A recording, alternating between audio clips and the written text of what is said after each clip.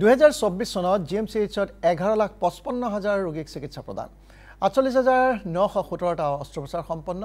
ইয়াৰে 29,061টা আছিল জটিল অস্ত্ৰোপচাৰ যোৱা বছৰটোত 25টা সফলতা লাভ কৰিছে জিএমচিএইচে 7 জানুৱাৰীৰ পৰা ৰবটিক সাৰ্জাৰী উপলব্ধ হ'ব জিএমচিএইচত শীঘ্ৰে সংযুক্ত হ'ব আৰু 820খন বিছনাযুক্ত নতুন ভৱন সংবাদমেলযোগে ঘোষণা জিএমচিএইচ কৰ্তৃপক্ষৰ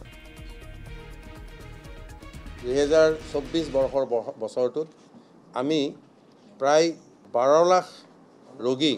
আমাৰ চিকিৎসা মহাবিদ্যালয়ত আহিছে এটো হয়তো এতিয়ালৈকে হয়তো আমাৰ সৰ্বোচ্চ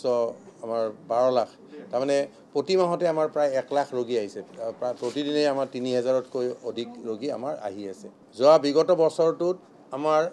1 লাখতকৈও অধিক 1,13,749টা ৰোগী আমাৰ হস্পিটেলত ভৰ্তি হৈছে ইমাৰ্জেন্সি তো আমাৰ 1,43,000 ইমাৰ্জেন্সি কেছ আহিছে মেজৰিটি আমাৰ প্ৰায় 30,000 মেজৰিটি হৈছে 29,131টা আমাৰ মেজৰিটি হৈছে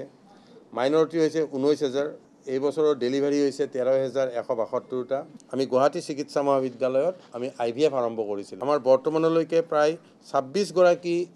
পৰিয়ালক 26টা পৰিয়ালক আমি সুখবৰ দিবৰ কাৰণে সক্ষম হৈছো